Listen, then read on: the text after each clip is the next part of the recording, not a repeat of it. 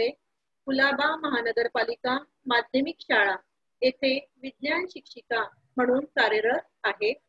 आज आपण इयत्ता 10वी विज्ञान आणि तंत्रज्ञान भाग 2 यामधील हरित ऊर्जेच्या दिशेने हे प्रकरण बघणार आहोत। या प्रकरणामध्ये आपण ऊर्जेचा वापर, विद्युत ऊर्जा निर्मिती व पर्यावरण या संदर्भात बघणार आहोत। माझं पहिलं जे लेक्चर होतं त्या लेक्चरमध्ये तुम्ही ऊर्जेची विविध रूप कोणती आहेत, नंतर फॅरेडेच्या नियमानुसार विद्युत प्रवर्तनाने चुंबकत्वाच्या साहाय्याने विद्युत ऊर्जा निर्मिती कशी करतात आणि औष्णिक ऊर्जा निर्मिती केंद्र याचा आराखडा, याच्या समस्या या संदर्भात। तुला या सगळ्या गोष्टी वरतून देत नाही का? हा,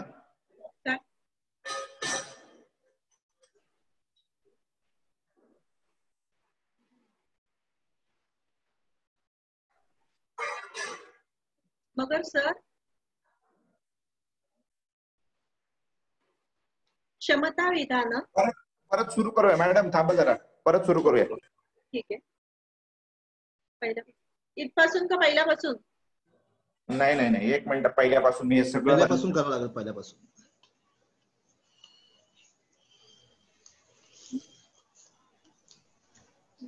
गेला, मला ऐकायला येत नाही आणि माझा आवाज तुम्हाला ऐकू आला?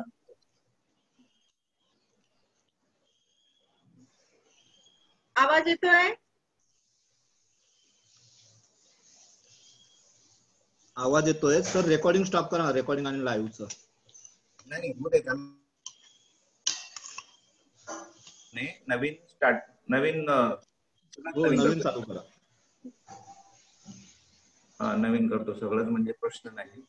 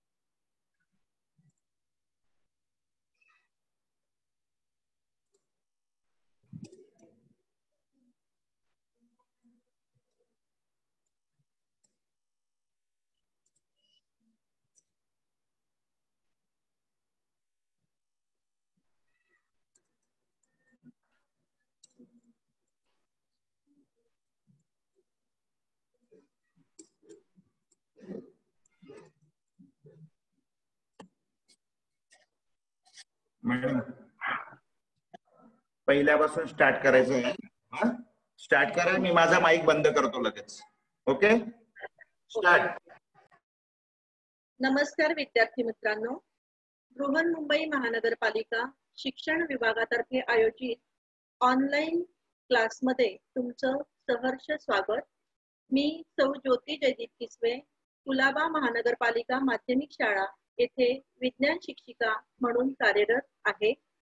आज आपण इयत्ता 10वी विज्ञान आणि तंत्रज्ञान भाग 2 यामधील हरित ऊर्जेच्या दिशेने हे प्रकरण अभ्यासणार आहोत।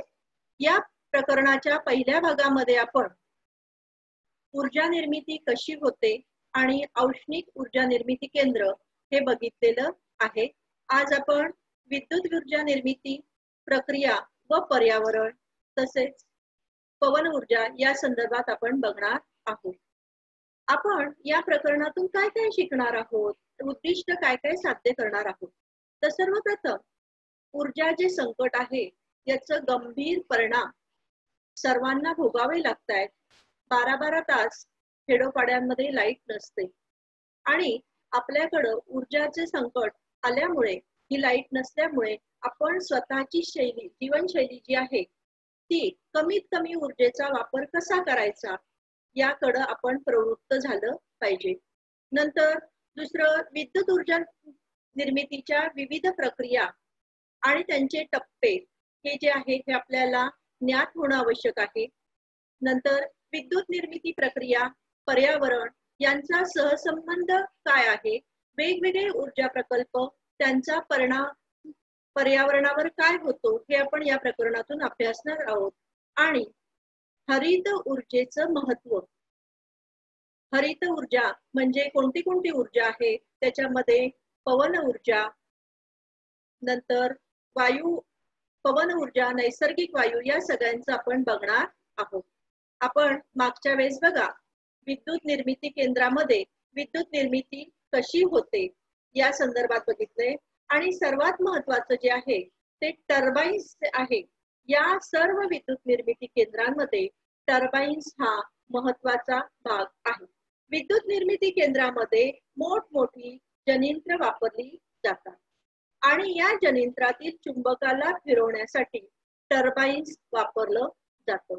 या टर्बाईन्सला पाती असतात आणि त्या पात्यावरनं वाहतं पाणी किंवा वाफ असं फिरवलं जातं आणि त्या निर्मितीने त्याद्वारे ही टर्बाईन्स फिरवली जातात. नंतर या वायूचा झोत किंवा द्रव या टर्बाईन्सवर टाकल्यामुळे गतिज ऊर्जेने ही टर्बाईन्स फिरतात आणि या टर्बाईन्स विद्युत जनित्राला जोडलं जातं आणि विद्युत जनित्र चुंबक फिरू लागतं आणि विद्युत निर्मिती होते. हे विद्युत जनित्राची रचना आणि वाफेवर चालणारं हे टर्बाईन्स आपण दिलेलं आहे. टर्बाईन्स फिरवण्यासाठी सुयोग्य असा ऊर्जा स्रोत आवश्यक आहे. वाहतं पाणी असेल, वारा असेल, हे सुयोग्य असे ऊर्जा स्रोत. नंतर टर्बाईन फिरतात, नंतर जनित्र आणि विद्युत ऊर्जेची निर्मिती होते. औष्णिक ऊर्जा निर्मिती केंद्राचा आराखडा बघितला, त्यामध्ये वाफेवर चालणारं टर्बाईन्स चालवलं होतं. नंतर कोळशाचं ज्वलन केलं होतं आणि कोळशाच्या ज्वलनाने जी उष्णता ऊर्जेचं रूपांतर बॉयलर मधील पाणी तापवण्यासाठी केलं होतं.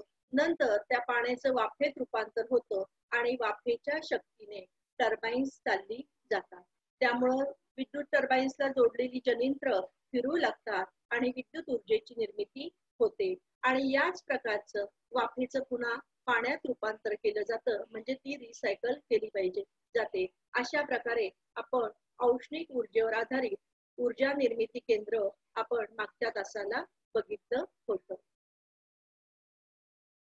आज आपण बघणार आहोत अणु ऊर्जेवर आधारित विद्युत ऊर्जा निर्मिती केंद्र.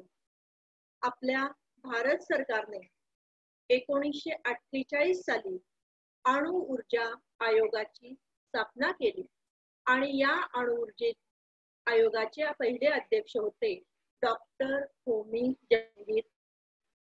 डॉक्टर होमी भाभा जन्म 30 ऑक्टोबर 1909 रोजी मुंबई येथे एका पारशी कुटुंबात झाला.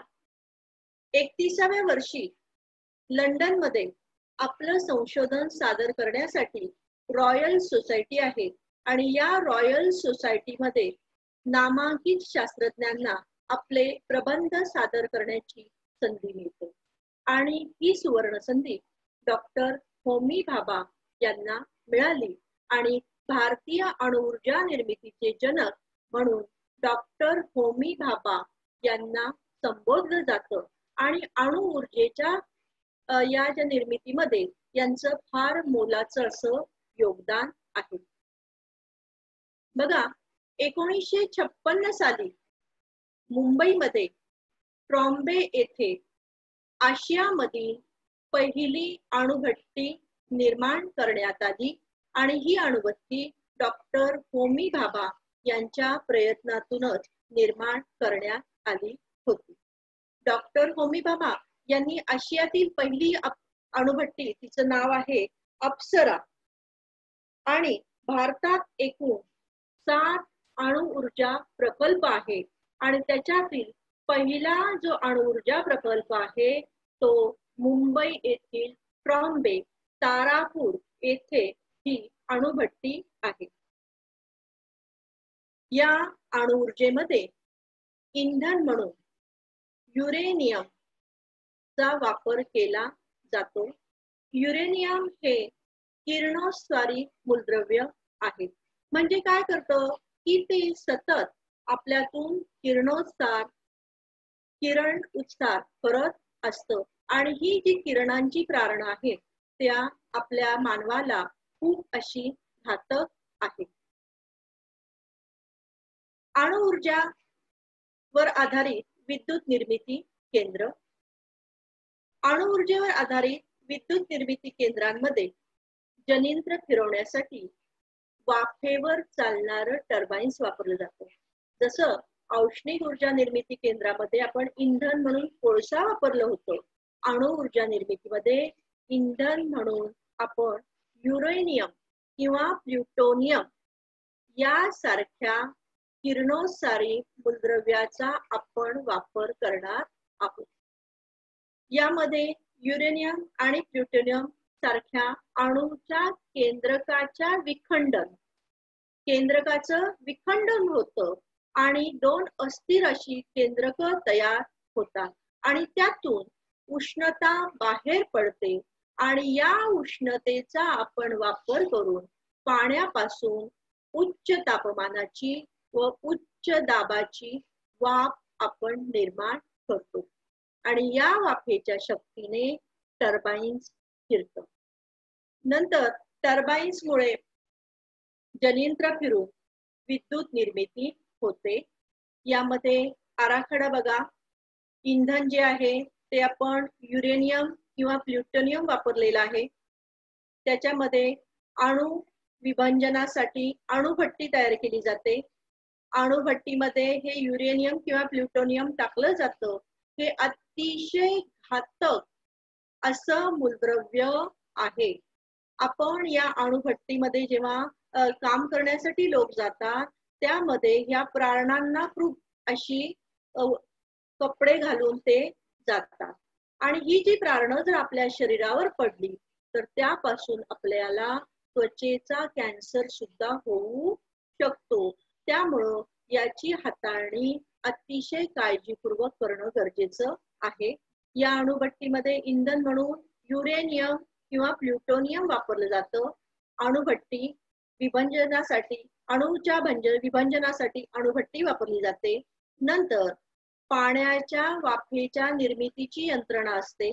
नंतर वाफेवर चालणारं टर्बाइन्स असतं. टर्बाइनवर जनित्र चालतं. जनित्रातून मोठ्या प्रमाणामध्ये विद्युत ऊर्जेची निर्मिती होते. पुन्हा हे वाफेवर चालणारं जे टर्बाइन आहे त्या वाफेचं रूपांतर पुन्हा पाण्यात होतं आणि पाण्याच्या वाफेपासून पुन्हा पाणी तयार केलं जातं. अशा प्रकारे या अणुविद्युत केंद्रामध्ये रचना असते. अणूतील ऊर्जेचं रूपांतर प्रथम औष्णिक ऊर्जेत केलं जातं. औष्णिक ऊर्जेचं रूपांतर वाफेच्या गतीज ऊर्जेत केलं जातं. वाफेच्या गतीज ऊर्जेचं रूपांतर टर्बाइन्सच्या व जनित्राच्या गतीज ऊर्जेसाठी केलं जातं आणि सर्वात शेवटी जनित्राच्या गतीज ऊर्जेचं रूपांतर विद्युत ऊर्जेत होतं आणि विद्युत निर्मिती होते. अणूतील ऊर्जेचं औष्णिक ऊर्जेत रूपांतर होतं. औष्णिक ऊर्जेचं रूपांतर वाफेतील गतीज ऊर्जेत होतं आणि टर्बाइन्स मधील जी गतीज ऊर्जा आहे तिचा रूपांतर विद्युत ऊर्जेत होतं. अशा प्रकारे अणु विद्युत निर्मिती केंद्रामध्ये ऊर्जेचं रूपांतर होत असतं. आता बघा, हे जे अणूचं जे विखंडन आहे या अणूच्या विखंडनाची प्रक्रिया कशी होते.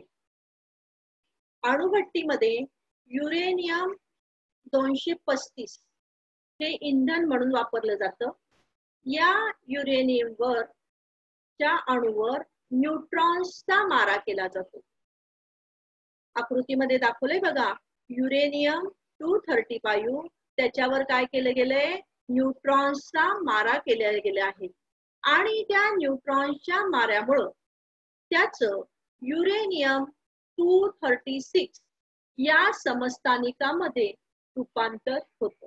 समस्थानिक म्हणजे काय, तर ज्या एकाच मूलद्रव्याचे अणुक्रमांक सारखे परंतु अणुवस्तुमानांक भिन्न याला समस्थानिक असं म्हटलं जातं. बघा, न्यूट्रॉनचा जर आपण मारा केला तो युरेनियम 235 च रूपांतर युरेनियम 236 या समस्थानिकात इथे झालेलं आहे. आणि हा युरेनियम अत्यंत अस्थिर आहे. युरेनियम 236 कसा आहे? अस्थिर आहे. आणि त्याचे बेरियम आणि क्रिप्टॉन यामध्ये विखंडन होते. बघा, युरेनियम 236 च पुन्हा विखंडन बेरियम आणि क्रिप्टॉन यामध्ये होते आणि 3 न्यूट्रॉन आणि 200 मेगा इलेक्ट्रॉन व्होल्ट इतकी ऊर्जा बाहेर पडते. बघा, 1 मेगा इलेक्ट्रॉन व्होल्ट बरोबर 1.6 गुणिले 10⁻³ जूल. इथे फक्त एकदा विखंडन झालं तर 200 मेगा इलेक्ट्रॉन व्होल्ट एवढी ऊर्जा बाहेर पडते आणि ही प्रक्रिया ही सतत चालू असते. या अभिक्रियेत निर्माण झालेले 3 न्यूट्रॉन अशा प्रकारे अजून 3 अधिक युरेनियमच्या 235 अणूंचं विखंडन करतात आणि ऊर्जा मुक्त करतात. याही प्रक्रियेमध्ये निर्माण झालेले न्यूट्रॉन इतर युरेनियमच्या अणूचे विखंडन करतात. अशा प्रकारे ही अणु विखंडनाची जी साखळी प्रक्रिया आहे ही सतत चालू असते आणि ही प्रक्रिया नियंत्रित पद्धतीने घडून आणली जाते आणि उष्णतेच्या साह्याने विद्युत ऊर्जेची निर्मिती अणु ऊर्जा निर्मिती केंद्रात केली जाते. यामध्ये पुन्हा एकदा ऐका की युरेनियम या 235 या समस्थानिकावर न्यूट्रॉनचा मारा करतात. त्याचं रूपांतर युरेनियम 236 या समस्थानिकात होतं. ते युरेनियम 236 पुन्हा अस्थिर असल्यानं त्याचं बेरियम आणि क्रिप्टॉन यामध्ये रूपांतर होतं आणि 3 न्यूट्रॉन बाहेर पडतात आणि 200 मेगा इलेक्ट्रॉन व्होल्ट एवढी ऊर्जा बाहेर पडते आणि ही प्रक्रिया ही सतत चालू असते. म्हणून हिला अणुकेंद्रिकीय विखंडन असं म्हटलं जातं. अणुकेंद्रिकीय विखंडन आपण एका आकृतीच्या साहाय्याने समजावून घेऊया. बघा,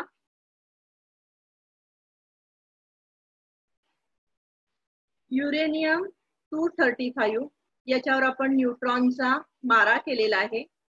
त्यानंतर बघा, त्याचं रूपांतर युरेनियम 236 मध्ये झालेलं आहे. युरेनियम 236 चं पुन्हा रूपांतर बेरियम आणि क्रिप्टॉन मध्ये झालेलं आहे आणि त्याच्यामध्ये 200 मेगा इलेक्ट्रॉन व्होल्ट एवढी ऊर्जा बाहेर पडते आणि ही साखळी अभिक्रिया ही सतत चालू आहे.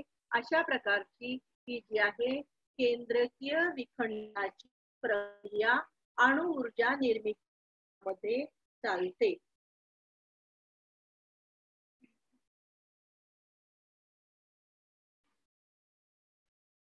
अणु ऊर्जेवर आधारित विद्युत निर्मिती केंद्राचा आराखडा.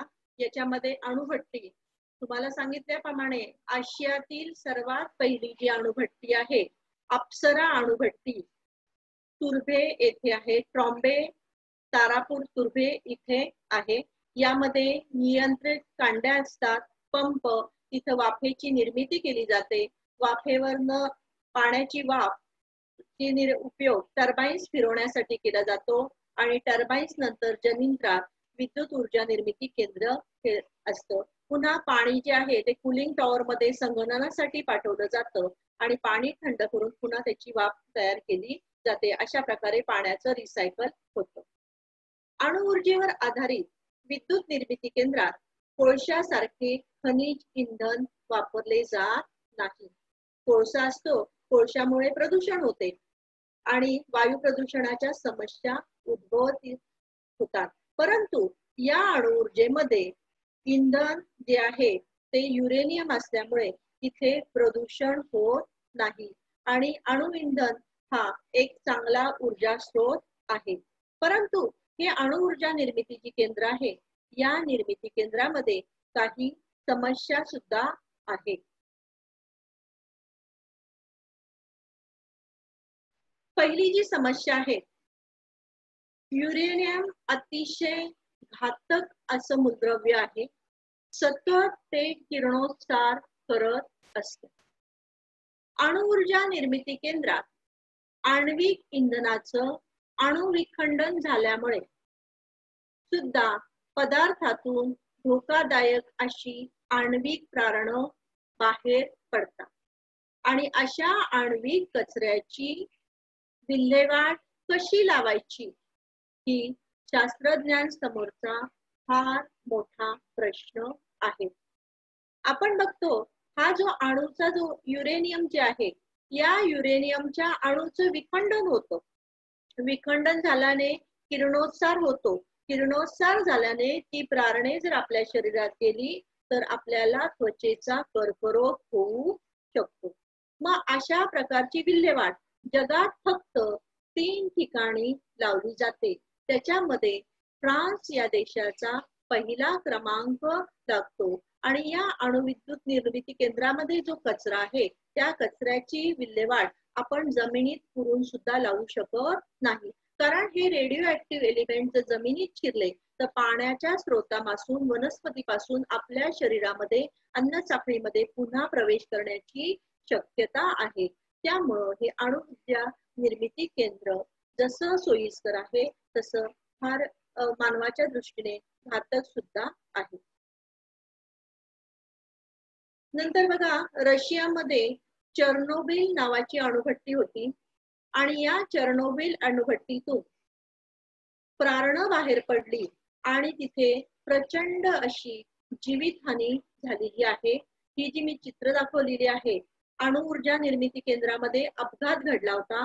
असाच अपघात जपानमध्ये पण घडला होता आणि आतापर्यंतचा सर्वात मोठा अणुऊर्जा निर्मिती केंद्रातला अपघात म्हणजे रशियातील चर्नोबिल. आणि ही जी प्रारणं आहे, ही प्रारणं आपल्या जनुकावर परिणाम करतात आणि त्यामुळं जनुकीय जे दोष आहे आपल्या पुढच्या पिढीत सुद्धा संक्रमित होतात. त्यामुळं अणुऊर्जाची प्रारणं मानवासाठी प्रचंड अशी घातक आहे. विज्ञानाचा जसा वापर चांगला पण आहे, तसा त्याचा जो आहे उपशाप म्हणतात ना, तसं सुद्धा हे अणुऊर्जा हे आपल्याला घातक सुद्धा ठरू शकतो.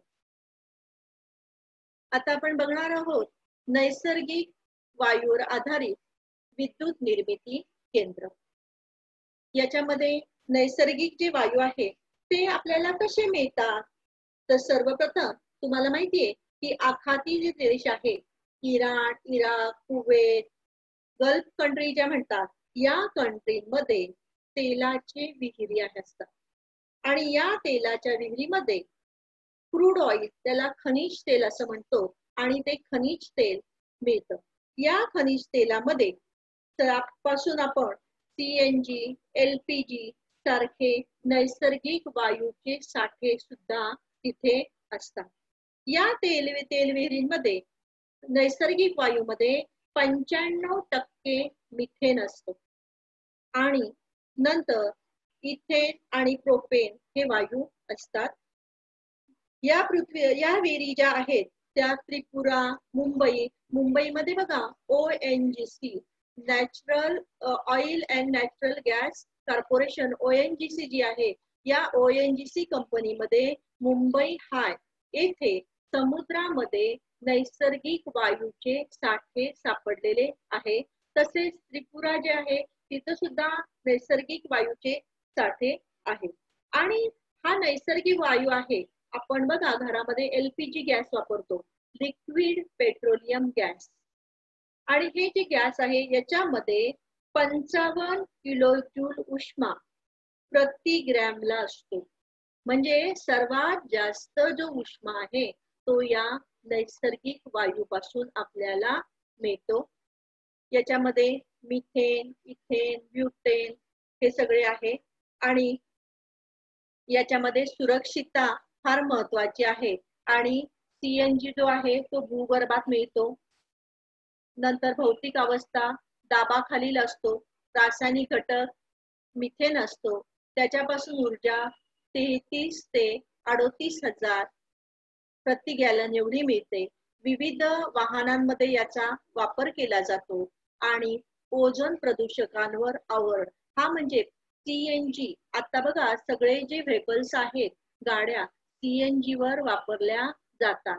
CNG हा ओझोनवर परिणाम करत नाही. हा पर्यावरण स्नेही इंधन आहे आणि याची जी साठवणूक आहे आपण CNG पेट्रोल पंपावर गेला तर CNGच्या अशा उच्च दाबाखाली ह्या टाक्यांचा वापर करून त्या साठवल्या जातात. नंतर LNG हा वायू सुद्धा भूगर्भात सापडतो. द्रवरूप अवस्थेत असतो. रासायनिक घटक त्याच्या मिथेन असतो. ऊर्जा प्रति गॅलन 73,500 एवढी मिळते. त्याचा वापर मध्यम किंवा जड वाहनावर होतो. पर्यावरणावर ओझोन प्रदूषकांवर तो आवर घालतो आणि विशेष रचनेची व हाताळण्याची उपकरणं असतात. नंतर आहे LPG लिक्विड पेट्रोलियम गॅस. स्रोत याचा आहे तेल शुद्धीकरण किंवा नैसर्गिक वायू जे प्रक्रिया प्रकल्प आहे यात तो सापडतो. भौतिक अवस्था द्रवरूप आपल्या घरातलं जे सिलेंडर आहे ते द्रवरूप अवस्थेमध्ये असतं आणि जेव्हा आपण रेग्युलेटर चालू करतो त्या रेग्युलेटर चालू केल्यामुळं त्या द्रवरूप त्याचा दाब कमी होऊन आपल्या घरामधील इंधन वायुरूप अवस्थेत येतो. याच्यामध्ये प्रोपेन आणि ब्युटेन असतं. याची ऊर्जा आहे 95,000 प्रति गॅलन. वापर कार, रिक्षा, LPG वर चालणाऱ्या कार आहे, रिक्षा आहे आणि स्वयंपाकाचा गॅस सुद्धा LPG आहे. आणि या पर्यावरणीय परिणाम ओझोन प्रदूषणावर 60% हा वायू नियंत्रण ठेवतो आणि याची जी साठवणूक आहे दाबाखाली ठेवावी लागते. प्रचंड दाबाखाली तो द्रवरूप अवस्थेमध्ये असतो आणि दाब काढून घेतल्यावर त्याचं रूपांतर वायूमध्ये होतं. अशा प्रकारे CNG, LNG, LPG हे नैसर्गिक वायू आहे. आता हा नैसर्गिक वायूवर चालणारा विद्युत ऊर्जा निर्मिती प्रकल्प आहे. अशा प्रकारे ह्या टाक्यांमध्ये याची साठवणूक केली जाते. LPG प्रकल्प आहे. ONGCचा जो प्लांट आहे मुंबईमध्ये समुद्राच्या आतमध्ये हा ONGCचा प्लांट आहे. समुद्राच्या आतमध्ये तेल विहिरी ज्या आहे त्याच्यामध्ये नैसर्गिक वायूचे साठे आपल्याला सापडलेले आहेत आणि तिथं हा प्रकल्प समुद्राच्या आतमध्ये आहे. नैसर्गिक वायूवर आधारित विद्युत निर्मिती केंद्र. यामध्ये नैसर्गिक वायूच्या ज्वलनाने निर्माण होणारा उच्च तापमान व दाबाच्या वायूने फिरणारे टर्बाइन्स वापरली जातात. नैसर्गिक वायूचं आपण जेव्हा ज्वलन करतो तेव्हा तापमान आणि दाब कसा असतो, उच्च असतो, जास्त असतो. त्याच्यामुळे टर्बाइन्स फिरतात आणि नैसर्गिक वायूवर आधारित विद्युत निर्मिती केंद्राची आपण रचना बघूया. उच्च दाबाच्या हवेसाठीचा कॉम्प्रेसर असतो. नंतर ज्वलन कप्पा असतो. ज्वलन कप्प्यामध्ये नैसर्गिक वायूचं ज्वलन केलं जातं. नंतर वायूवर चालणारं टर्बाइन्स असतं. टर्बाइन्स जनित्राला जोडली जातात आणि टर्बाइन्स जनित्र नंतर विद्युत ऊर्जेची निर्मिती होते. नैसर्गिक वायूवर आधारित विद्युत निर्मिती संचामध्ये मुख्यतः 3 भाग असतात. कॉम्प्रेसरच्या साहाय्याने ज्वलन कप्प्यामध्ये उच्च दाबाची हवा तेथे सोडली जाते. तिथे नैसर्गिक वायू व हवा यांचं एकत्रित ज्वलन होतं. या कप्प्यातून आलेली अतिउच्च दाबाची आणि तापमानाचा वायू टर्बाइन्सची पाती फिरवतात. टर्बाइन्सला जोडलेलं जनित्र फिरू लागतं आणि विद्युत ऊर्जेची निर्मिती होते. नैसर्गिक वायूवर आधारित विद्युत निर्मिती केंद्र कसं असतं तो टप्पे आपण बघूया. बघा, नैसर्गिक वायूमध्ये रासायनिक ऊर्जा असते. नैसर्गिक वायू कसा तयार होतो तर लाखो वर्षापूर्वी प्राणी आणि वनस्पती यांचे अवशेष जमिनीखाली गाडले जातात.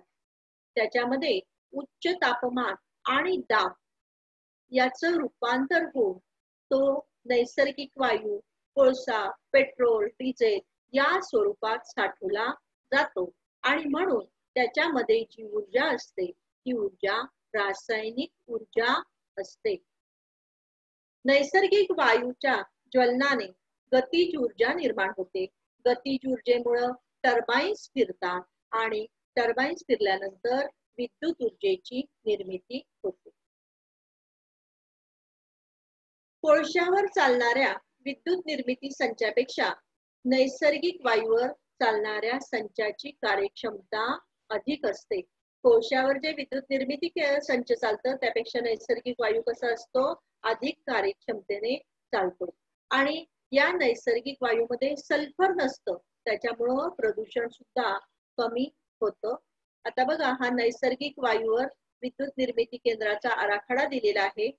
त्याच्यामध्ये इंधन जे आहे नैसर्गिक वायू ज्वलन कक्षामध्ये जाळलं जातं. नंतर त्यावर कॉम्प्रेसरने हवा हे केली जाते.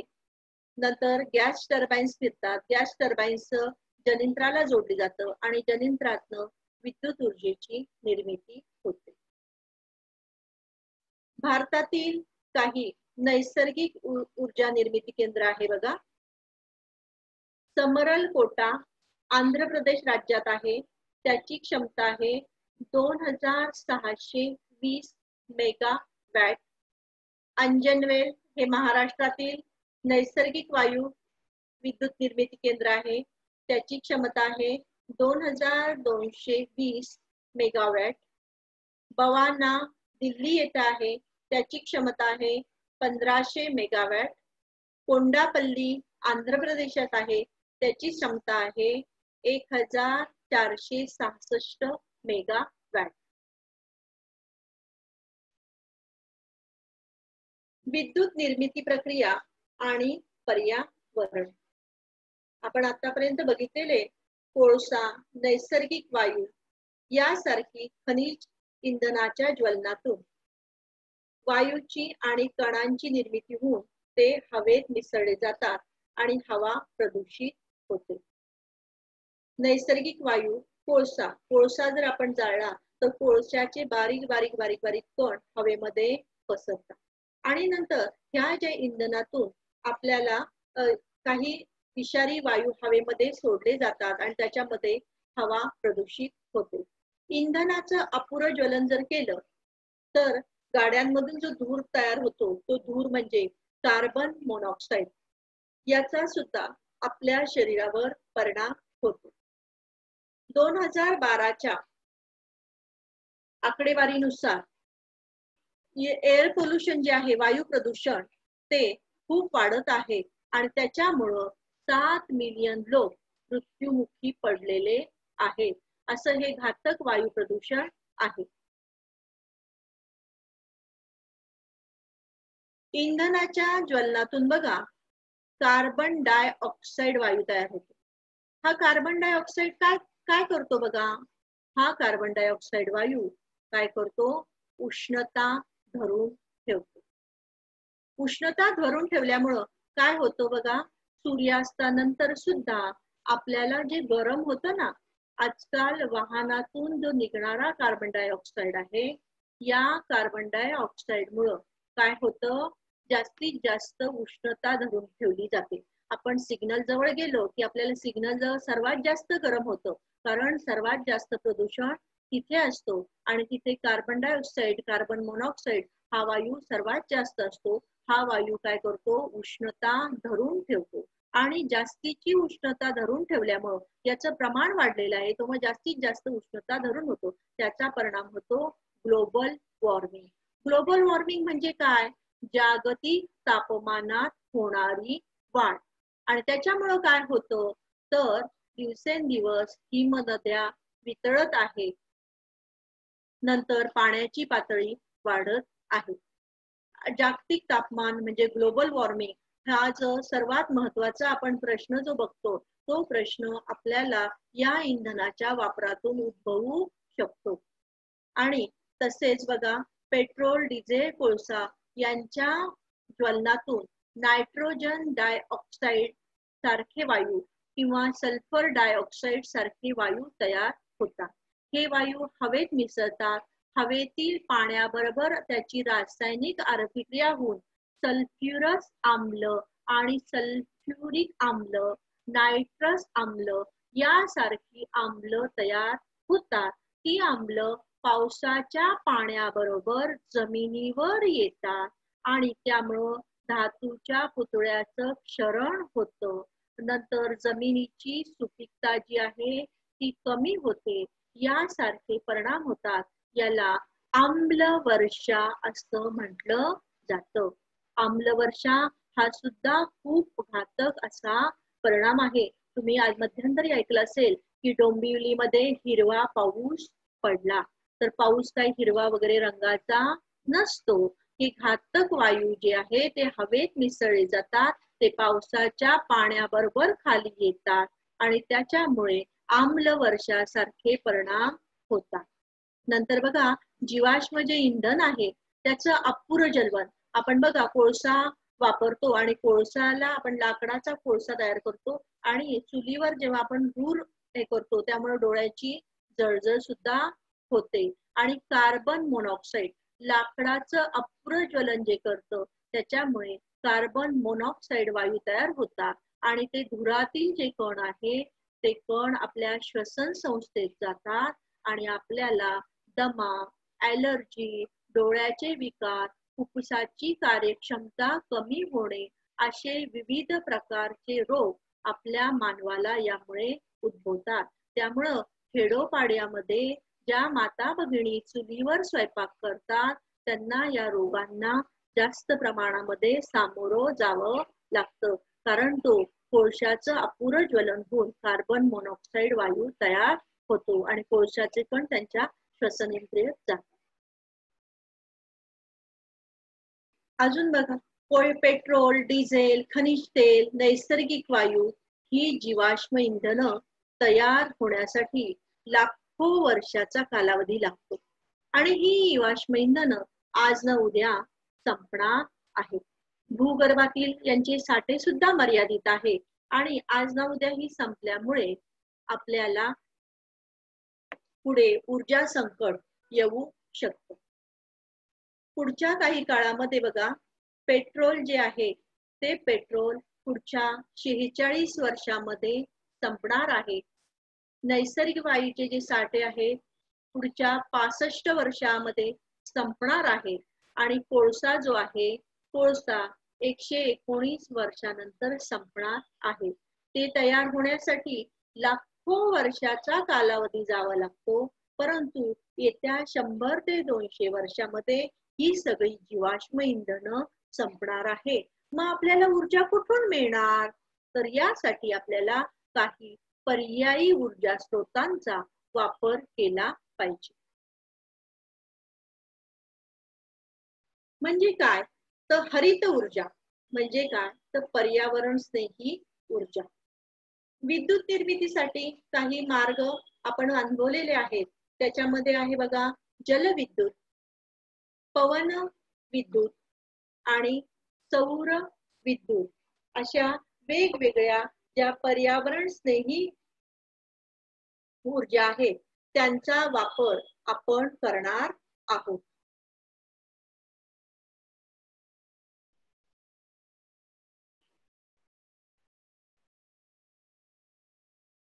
आता बघा, पवन ऊर्जा.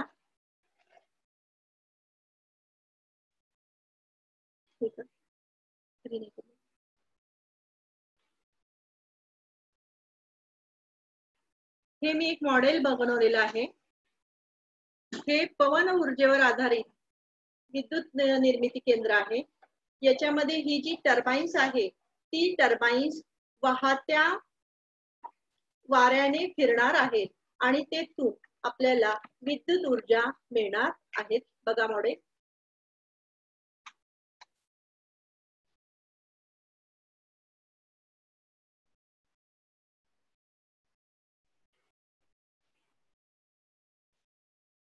वाहता जो वारा आहे त्यापासून आपल्याला विद्युत ऊर्जा निर्मिती करण्यासाठी हे पवन ऊर्जेवर आधारित मॉडेल आहे. याच्यामध्ये बघा घरामध्ये लाईट सुद्धा लागलेली आहे. पवन ऊर्जेवर आधारित ही लाईट लागलेली आहे. हे पवन ऊर्जेवर आधारित विद्युत ऊर्जा निर्मिती केंद्राचं एक छोटस असं मॉडेल आहे.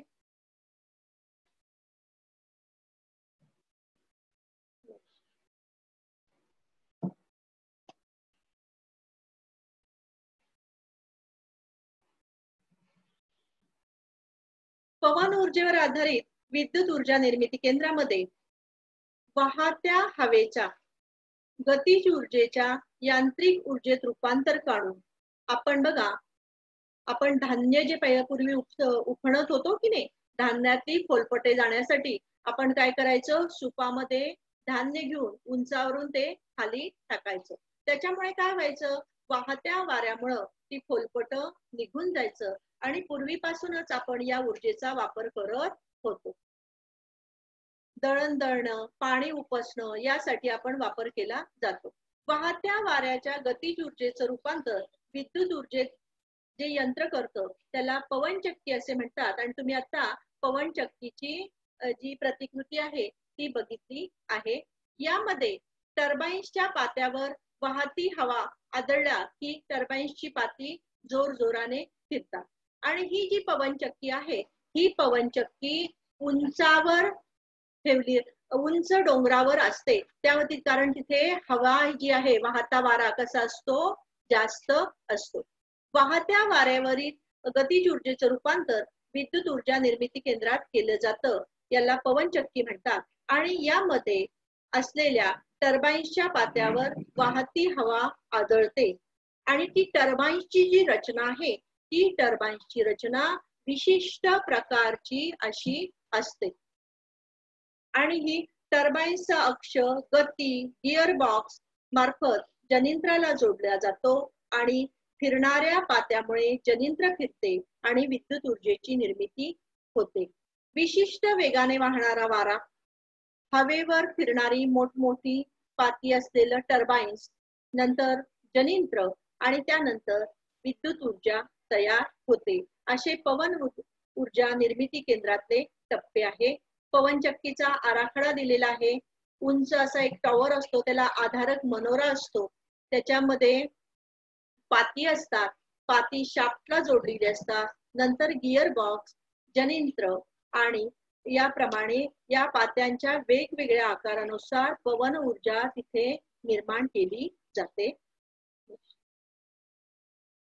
पवन ऊर्जा निर्मितीतील विविध टप्पे: वाहत्या वाऱ्याची गतीज ऊर्जा, टर्बाईन्स मधील गतीज ऊर्जा आणि त्यानंतर विद्युत ऊर्जा तयार होते. अगदी 1 किलोवॅट कमी क्षमतेपासून 7 मेगावॅट किंवा 7000 किलोवॅट एवढ्या क्षमतेचे पवन निर्मिती केंद्र हे उपलब्ध आहे. ज्या ठिकाणी पवन ऊर्जेपासून विद्युत निर्मिती करायची आहे तेथे हवेचा वेग कसा आहे त्यानुसार वेगवेगळ्या आकाराची, वेगवेगळ्या क्षमतेची ही यंत्र बसवली जातात. एखाद्या ठिकाणी पवन ऊर्जेपासून विद्युत निर्मितीसाठी आवश्यक वेगाची हवा उपलब्ध असेल का, या अनेक भौगोलिक गोष्टींवर सुद्धा ही पवन ऊर्जा अवलंबून असते. बघा, गुजरात मध्ये जे सौराष्ट्र भाग आहे तिथे फार मोठमोठ्या पवनचक्क्या ज्या आहेत त्या लावलेल्या आहेत. आणि पवन ऊर्जेच्या क्षेत्रात सुद्धा वेगवेगळे गुंतवणूक भारत सरकार लोकांना करण्यास प्रवृत्त करत आहे. सागरी हवेचा वेग जास्त असल्याने पवन ऊर्जा निर्मितीसाठी सागर किनाऱ्याचा परिसर हा उपयुक्त ठरतो. पवन ऊर्जा ही स्वच्छ ऊर्जा स्रोत आहे. पवन ऊर्जेच्या साहाय्याने विद्युत निर्मिती करण्यासाठी विशिष्ट वेगाची हवा कधी कधी उपलब्ध नसते, त्यामुळे याला काही मर्यादा आहे. बाकी हा अतिशय स्वच्छ ऊर्जा स्रोत आहे. यातून कुठल्याही प्रकारचं प्रदूषण होत नाही. आता आपण बघा, आतापर्यंत जे बघितलं त्याच्यामध्ये आपण बघितलं अणुऊर्जा प्रकल्प, नंतर नैसर्गिक वायूवर आधारित प्रकल्प आणि शेवटचा जो घेतला पवन ऊर्जेवर आधारित प्रकल्प. तर हे जे कोड दिले आहे हे कोड तुम्ही सोडवायचं आहे तुमचा गृहपाठ म्हणून. नंतर खालील जी प्रवाह आकृती जी दिली आहे अणूतील ऊर्जा, नंतर ब्लँक कॉलम दिलाय वाफेतील गतीज ऊर्जा, पुन्हा ब्लँक कॉलम विद्युत ऊर्जा. ही जी प्रवाह आकृती आहे ती इयत्ता 10वीच्या पेपर मध्ये 2 मार्काला विचारली जाते. तर हे प्रश्न तुम्ही सोडवायचे आहेत. धन्यवाद.